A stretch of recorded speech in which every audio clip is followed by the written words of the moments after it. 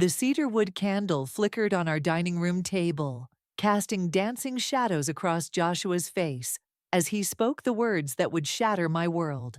"You're just boring, Yolanda. I need more excitement in my life." I stared at him, my fingers gripping the edge of the table so hard my knuckles turned white. The man I'd loved for 8 years, married for 5, was telling me I wasn't enough while wearing the sweater I'd given him last Christmas. Boring. My voice came out barely above a whisper. What does that even mean? He ran his hands through his hair, a gesture I once found endearing. Now it made my stomach turn. You know what I mean. The same routine every day, the same conversations, the same everything. And Claire isn't boring? The words escaped before I could stop them. His sharp intake of breath confirmed what I'd suspected for weeks. The lingering glances at family gatherings, the mysterious texts, the way my younger cousins seemed to always know his schedule better than I did. "How long?" I asked, surprising myself with how steady my voice remained. "Yolanda, please. How long?" "3 months," he admitted, looking anywhere but at me. "It just happened. She's so vibrant, so full of life." I laughed, a hollow sound that echoed through our kitchen. Vibrant. She's 28 and still lives with her mother. But I guess that's more exciting than a wife who only built a successful career and supported you through law school. "Don't be bitter," he said. And I watched his face transform into something unfamiliar. "This is exactly what I'm talking about. You're so practical, so predictable." My phone buzzed on the table. A text from Esme. "Call me ASAP. It's about Claire." "Does Nina know?" I asked, thinking of my aunt, who had practically raised me after my parents died. "Does she know her daughter is sleeping with her niece's husband?" Joshua stood up, pushing his chair back with a screech. "I'm leaving. Claire's waiting for me." Of course she is. I reached for the cedar wood candle, its familiar scent now suffocating. "You know what's not boring, Joshua? The fact that while you were falling in love with my cousin, I was planning our anniversary trip to Greece." He paused at the door, guilt flickering across his face. "I never meant to hurt you. No, you just meant to replace me with a younger model who happens to be my family." I blew out the candle, watching the smoke curl upward. "Get out." After the door closed behind him, I called Esme. "I was just about to call you again," she said, her voice tight with concern. "Claire's been posting on Instagram. She's wearing your grandmother's ring." The ring I'd returned to Joshua last week when he said he needed to find himself. The ring that had been in my family for generations, given to him by my Aunt Nina as a symbol of welcoming him into our family. "You know what's funny?" I said, surprising myself with how calm I felt. "Everyone always said I was the sensible one, the boring one. Well, they're about to find out how wrong they were." "Yolanda," Esme's voice held a note of worry. "What are you planning?" I walked to our home office, my home office now, and opened my laptop. "First, I'm calling my lawyer. Then I'm going to show them exactly how exciting boring little Yolanda can be." The screen lit up my face in the darkening room. And for the first time since Joshua walked in with that rehearsed speech, I smiled. Sometimes the best revenge isn't served cold. It's served with careful planning and perfect timing. 3 weeks after Joshua left, I found the photograph while clearing out his things. It was from last year's family Christmas party. Me, Joshua, and Claire, standing together, all smiles. I almost threw it away until I noticed something I'd missed before. Claire's hand resting possessively on Joshua's arm, her body angled toward him, while I stood slightly apart. My phone rang. It was Nina. "Yolanda, sweetheart," she said, her voice dripping with fake concern. "I've been trying to reach you. Are you okay?"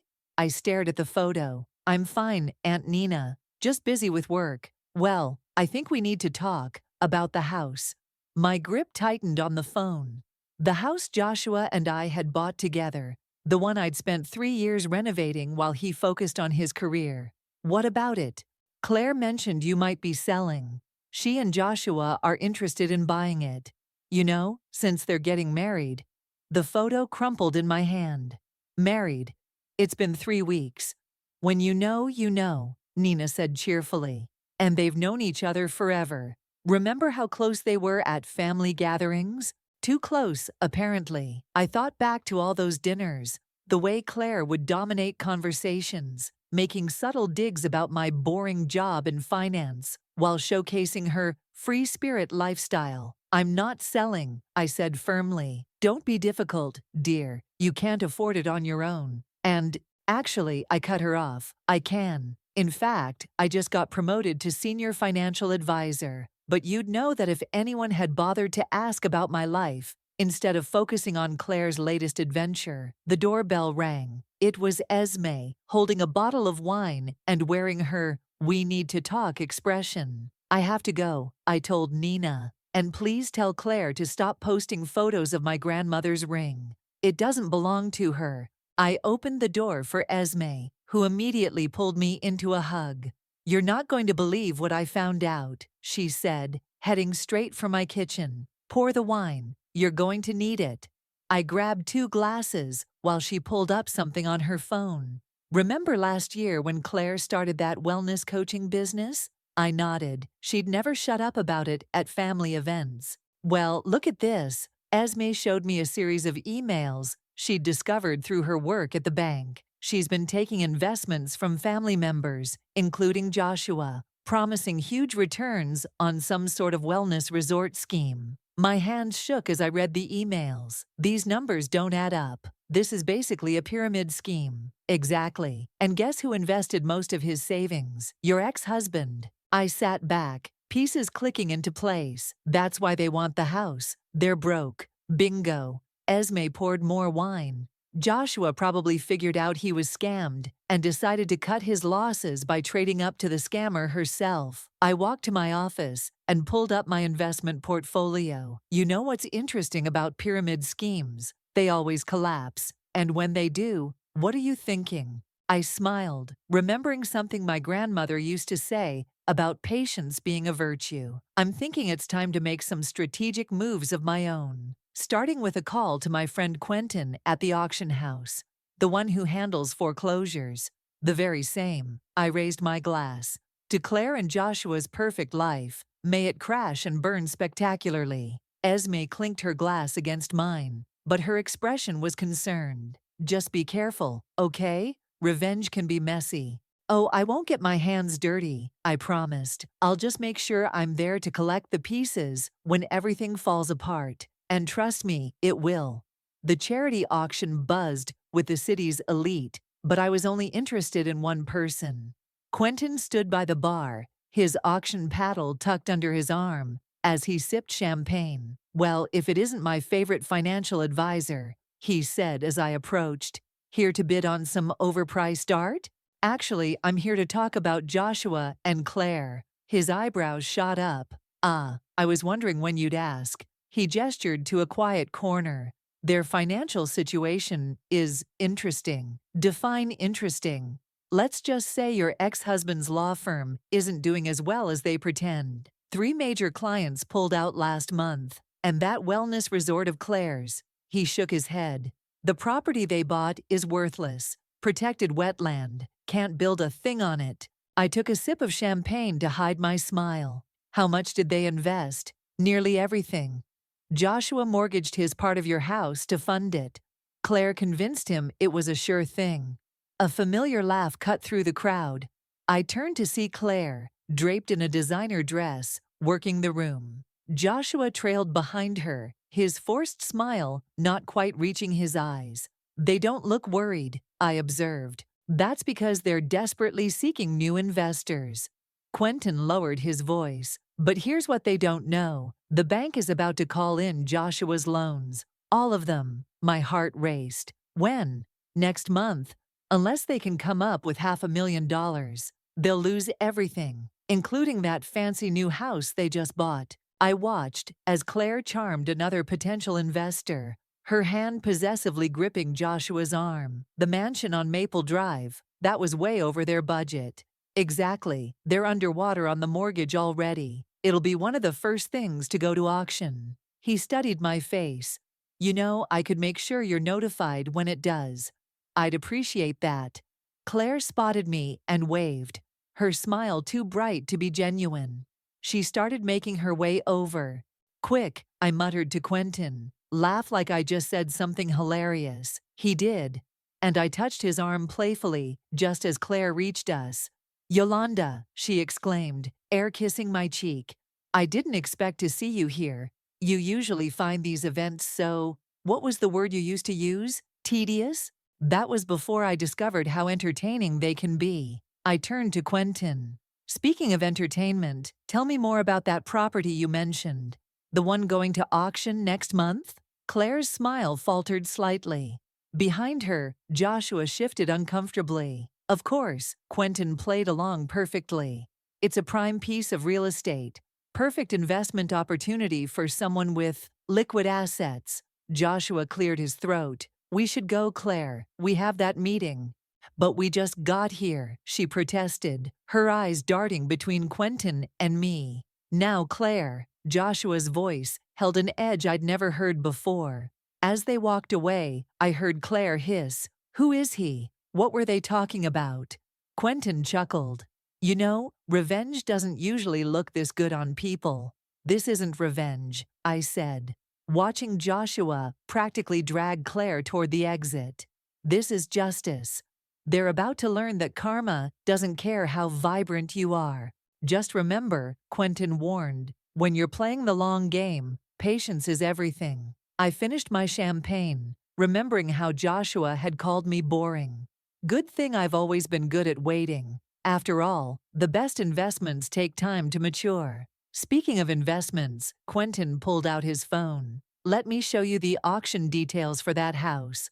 Something tells me you'll want to be ready when the time comes." My fingers traced the edge of the auction catalog as I sat in the back row of the crowded auction house. The mansion on Maple Drive was lot number 47. I'd registered under my mother's maiden name, determined to remain anonymous until the perfect moment. "Are you sure about this?" Esme whispered beside me. "It's a lot of money." "I'm sure." I showed her the folder of documents I'd brought. "Look what I found when I was going through old family papers." She scanned the pages, her eyes widening. Claire forged Nina's signature on investment documents. Not just Nina's, 3 other family members too. She needed their backing to make the wellness resort scheme look legitimate to Joshua. The auctioneer's voice boomed through the room. "Lot 46, sold to bidder number 23. My heart pounded. We were next. "You know what this means, right?" Esme gripped my arm. "If you expose this, Claire could go to jail." "That's not my problem." I raised my paddle as Lot 47 was announced. "Starting bid is $400,000. The bidding moved quickly. A few real estate developers dropped out around $500,000. By $600, only 3 paddles remained in the air. Mine, an elderly gentleman in the front row, and a woman in a business suit who kept checking her phone. "650, the auctioneer called. I raised my paddle. "700. The elderly gentleman shook his head and lowered his paddle. "750. The businesswoman hesitated, then dropped out. "Sold. To bidder number 89 for $750,000. Esme squeezed my hand as I stood to head to the processing office. But before I could move, I heard a commotion at the entrance. Claire burst in, Joshua right behind her. "Stop, that's our house." The auctioneer looked annoyed. "Ma'am, this is a closed auction. The property has been sold." "No." Claire's mascara was smeared. Her designer outfit wrinkled. "We just need more time. We can get the money." I stayed in my seat, watching as Joshua tried to pull her back. "Claire, please," he begged. "You're making a scene." "I don't care. That's our dream home. We can't lose it." She turned to the crowd. "Who bought it? Who's bidder 89? I stood slowly, letting my auction paddle catch the light. Claire's face went pale. "No," she whispered. "Not you." "Karma's a funny thing," I said, loud enough for everyone to hear. "Sometimes it's boring and predictable, just plugging away in the background. Other times, I held up the folder with the forged documents. It comes with receipts." Joshua stepped forward, his face ashen. Yolanda, please. We can explain. Explain what? How Claire convinced you to invest your savings in a fake resort, or how she forged investment documents from family members to make it look legitimate. Claire lunged for the folder, but Esme stepped between us. You can't prove anything, Claire snarled. Actually, I can. Nina called me this morning, wondering why her bank statement showed investments she never made. Funny how things come to light when you're facing foreclosure. You planned this, Joshua said, realization dawning on his face. You knew the house would go to auction. I smiled, thinking of all those times they'd called me boring and predictable. Let's just say I did my due diligence. Now, if you'll excuse me, I need to go sign some paperwork for my new house. As I walked past them, Claire grabbed my arm. This isn't over. I gently removed her hand. You're right. It's just beginning. By the way, how's that wellness resort coming along? I hear wetlands are lovely this time of year. A gust of wind slammed the auction house door behind me as I stepped into the cool evening air. The manila envelope containing the purchase agreement felt heavy in my hands. Heavier than just paper should. Yolanda. Esme caught up with me, her heels clicking on the pavement. Nina's been calling non-stop. She knows about the forgeries. Before I could respond, Joshua emerged from the building. Alone this time. Can we talk? He asked, his voice rough. Please? I glanced at Esme, who nodded. I'll wait in the car. Joshua led me to a nearby bench. He looked older than I remembered, tired in a way that made me almost pity him. Almost. Claire's having a breakdown, he said. She's threatening to hurt herself. That's manipulation, and you know it. I opened the envelope, pulling out the documents. Just like these forged signatures. Just like everything she's done. He stared at the papers, shoulders slumping. I didn't know about the forgeries, I swear. But you knew about the wetlands, didn't you? That's why you've been drinking more, missing court dates. You realized she'd scammed you, too. I thought I could fix it. His voice cracked. I thought if we got enough investors. You'd what? Keep the pyramid scheme going? Drag more people into her mess? I shook my head. The Joshua I married was smarter than that. The Joshua you married was a coward who got dazzled by empty promises. He looked at me directly for the first time. You were never boring, Yolanda. I was just too stupid to appreciate stability. My phone buzzed, a text from Quentin. Claire's mother at police station filing fraud charges. Need to move fast. It's too late for apologies, I said, standing up. You chose this path. Now you get to walk it. What are you going to do with the house? I smiled, thinking of the lease agreement already drafted on my laptop. I'm going to be your landlord. What? You and Claire can rent it from me. Market rate, of course, which, given the neighborhood, is quite steep. He stared at me in disbelief. Why would you do that? Because watching you two struggle to pay rent to me every month is better than any other revenge I could imagine. I started walking away, then turned back. Oh, and Joshua, the rent's due on the 1st, no grace period. I found Esme waiting in her car, phone pressed to her ear. She hung up as I got in. That was Nina, she said. She's pressing charges against Claire. The police are looking for her now. Good. Good? Yolanda, this is your family we're talking about. Family? I laughed bitterly. Family doesn't steal from each other. Family doesn't seduce their cousin's husband. Family doesn't destroy each other for revenge, Esme cut in. Because that's what you're doing. I'm delivering consequences. I corrected her. There's a difference. My phone buzzed again. A text from Claire. Please, I need help. Can we meet? Don't, Esme warned, reading over my shoulder. It's another manipulation. Of course it is. I typed a response. Meet me at the house in an hour. Bring Joshua. What are you planning? I pulled out the lease agreement I'd prepared. I'm going to show them exactly what boring, predictable Yolanda is capable of. They wanted my house. Now they can have it at triple the market rent. You're enjoying this too much, Esme said quietly. Maybe she was right. But as I watched Joshua's defeated figure through the rearview mirror, still sitting on that bench, I couldn't bring myself to care. Sometimes karma needed a little help, and I was more than happy to assist. The phone rang at 3 a.m., jolting me awake. Claire's number flashed on the screen. "I'm pregnant," she blurted before I could speak. "Please, you have to help us." I sat up in bed, my satisfaction turning to ash in my mouth. "What? 8 weeks?" Her voice cracked. "I just found out. The police are looking for me. Nina's pressing charges, and we have nowhere to go." I switched on my bedside lamp, trying to process this new information. "Where are you now?" "In your driveway, our driveway. I don't know anymore." She started crying. "Joshua's here too. Please, just talk to us." I looked out my window. Their car sat in the driveway of what was now my house, headlights off. Joshua stood beside it, head bowed. "Give me 10 minutes." I threw on clothes and drove over, finding them exactly where they'd been in my surveillance cameras. Claire's designer clothes were wrinkled, her makeup smeared. Joshua looked like he hadn't slept in days. "Come inside," I said, unlocking the door. "The neighbors don't need a show." They followed me into the kitchen, my kitchen now. Claire sank into a chair while Joshua remained standing, his hands shoved deep in his pockets. "I lost everything," he said quietly. "The firm found out about the investment scheme. They fired me this morning." "And the police?" I asked, looking at Claire. She wiped her eyes. "They froze my accounts, all the wellness resort money. It's gone. And now with the baby." "Stop." I held up my hand. "How do I know this isn't another manipulation? Another lie?"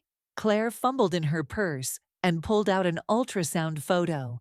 "It's real. Everything's falling apart, and it's real." I stared at the grainy image, remembering how Joshua and I had once talked about having children. Before he decided I was too boring. Before he chose my cousin instead. "What do you want from me?" "The lease agreement," Joshua said. "We'll take it. Whatever rent you want, however you want to punish us. Just, please don't make us leave town. Not with a baby coming." My phone buzzed. A text from Esme. "Don't let them manipulate you. Remember what they did." "You know what's ironic?" I said, setting down the ultrasound photo. "I always wanted children, but Joshua said I was too focused on my career, too practical to be a good mother." Claire flinched. "Yolanda. And now here you are, pregnant, facing fraud charges, with no money and no future. Tell me, Claire, how's that for practical?" "I know we hurt you," she whispered, "but this baby shouldn't suffer for our mistakes." I walked to my briefcase and pulled out 2 documents. Option 1, the lease agreement, triple market rate. Option 2, I buy you both one-way tickets to anywhere you want to go. Your choice. Joshua stepped forward. "We'll take the lease." "There are conditions," I warned. "You'll both get jobs, real jobs. Every penny of the investment money gets paid back. And Claire, you'll plead guilty to the fraud charges." "That could mean jail time," she protested. "Then you better hope the judge is sympathetic to a pregnant woman who shows remorse." I slid the lease across the table. "Those are my terms." They looked at each other, having one of those silent conversations that used to make me so jealous. Finally, Claire reached for the pen. "We'll do it," she said. "All of it." As I watched them sign, I felt something shift inside me. Not forgiveness, I wasn't ready for that. But perhaps something like closure. "The rent's due on the 1st, I reminded them, standing up. "Don't be late." I left them, sitting in what used to be my kitchen, in what used to be my life, realizing that sometimes the best revenge isn't destruction. It's becoming the person holding all the power. The morning of Claire's sentencing, I stood in the mansion's master bedroom, watching my tenants through the window. Claire's baby bump was visible now at 5 months, her designer clothes replaced by department store maternity wear. Joshua helped her into their used Honda, the luxury cars long since repossessed. My phone rang. It was Nina. "You're coming to the courthouse, right?" she asked. "Claire's asking for you." "I'll be there." The courtroom was packed with family members and former investors. Joshua sat in the front row, his lawyer's badge replaced by a name tag from the insurance company where he now worked as a claims processor. Claire's attorney presented her plea deal: 6 months house arrest, 5 years probation, and full restitution to all investors. When the judge asked if anyone wanted to speak, Claire turned to face me. "Please," she mouthed. I stood, smoothing my skirt. The judge nodded for me to proceed. "My cousin made terrible choices," I began. "She betrayed her family, stole money, and ruined lives.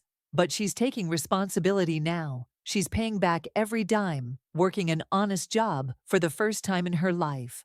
Claire's eyes filled with tears. "I'm not asking for leniency," I continued, "but I am asking the court to consider house arrest instead of jail time. Not for Claire's sake, but for her unborn child." The judge studied me. "You're the cousin whose husband Ms. Collins stole." "Yes, Your Honor. And you're now their landlord, correct? After buying their foreclosed home." "Also correct." He smiled slightly.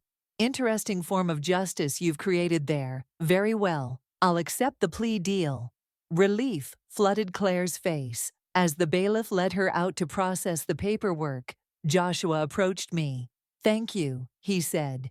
"You didn't have to do that." "You're right, I didn't." "Then why?" I watched Claire through the courtroom doors, one hand on her belly as she signed documents. "Because destroying you both would have made me just like her, and I'm better than that." "You always were." He hesitated. "The baby's a girl. We're naming her Grace, hoping some of it rubs off." He smiled sadly. "Something like that." Later that evening, I arrived at the mansion for the monthly inspection, required by their lease. Claire was setting up the nursery in what used to be my home office. "The paint fumes aren't good for the baby," I said from the doorway. "Open a window." She startled. "Yolanda, thank you, for today. I didn't do it for you." "I know." She rested her hand on a white crib, clearly second-hand, but freshly painted. "We're trying to do better. Be better. Actions speak louder than words, Claire. You've got 5 years of probation to prove it. And a lifetime of rent payments to you." I walked to the window and opened it, letting in the cool evening air.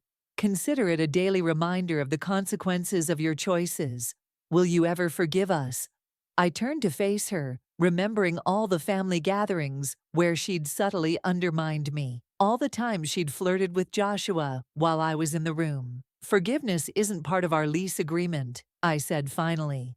"Focus on paying your rent and staying out of prison. That's all I require." As I left the room, I heard her call out softly, "We named you godmother in the paperwork, if you want it." I paused in the doorway, not turning around. "I'll think about it." Walking down the stairs, I realized that revenge doesn't always taste as sweet as you expect. Sometimes it tastes like morning sickness, and house arrest anklets, and secondhand cribs. And sometimes, that's enough. The fresh paint smell lingered in the mansion's entryway as I collected another rent check. Through the living room window, I could see Claire in the garden, her ankle monitor glinting in the sunlight as she tended to the flowers. Baby Grace slept in a second-hand stroller nearby. "She's good with plants," Joshua said, following my gaze. "The garden's never looked better." "Better than when I maintained it." He flinched. "I didn't mean—" "I know what you meant."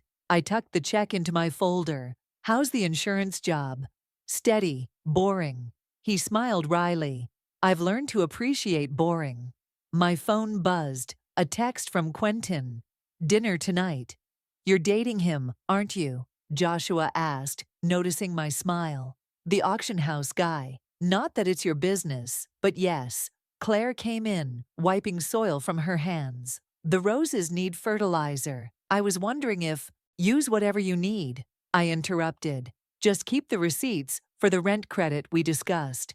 Grace stirred in her stroller, and Claire rushed to her. I watched as she lifted the baby, her movements gentle, despite the ankle monitor's awkward bulk. "Would you like to hold her?" Claire asked softly. Before I could answer, Esme burst through the front door. "You're not going to believe this. Nina just called and, oh," she stopped short, seeing us all gathered there. "What about Nina?" Claire asked, clutching Grace closer. "She's dropping the additional charges," Esme announced. said something about family healing. Claire started crying. Joshua moved to comfort her, but she stepped away from him, toward me instead. Would you really be her godmother? She asked. I know we don't deserve it, but she deserves someone stable, someone who knows right from wrong. I looked at the baby, then at my cousin, the woman who'd stolen my husband, my ring, my life. But standing there now, I didn't see the vibrant seductress anymore. I saw someone paying for her mistakes, literally and figuratively. I'll be her godmother, I said finally, but not for you, for her. Thank you, Claire whispered. Don't thank me yet. I pulled out another document from my briefcase. I'm adjusting your lease. Rent's going down to normal market rate. Joshua's head snapped up. What? Why? Because revenge gets exhausting, and because Grace deserves a chance at a stable home. We don't deserve your kindness, Claire said. No, you don't. But that's the difference between us. I don't need to destroy you to prove my worth anymore. Grace reached out and grabbed my finger, her tiny grip surprisingly strong. In her face, I saw none of the deception that marked her parents' past, only possibility. The reduced rent comes with conditions, I continued. You both stay employed. Claire completes therapy. And every month, you put the difference into a trust fund for Grace. They nodded eagerly. One more thing. I gently extracted my finger from Grace's grip. I'm selling the house. But, Claire started. To you, in 7 years, when you've proven you can maintain steady employment and stay out of trouble. Until then, I'm your landlord, Grace's godmother, and a constant reminder of the consequences of betrayal. I headed for the door, where Esme waited. Behind me, Grace started fussing. Yolanda, Joshua called. For what it's worth, I was wrong. You were never boring. You were extraordinary. I was just too blind to see it. I turned back one last time, taking in the scene. My ex-husband, my former cousin, their daughter, all living in what used to be my dream home. But standing there, I realized I didn't want that dream anymore. I had something better: power, respect, and most importantly, peace. I know, I said simply, and walked out into my future, leaving the past where it belonged, behind me.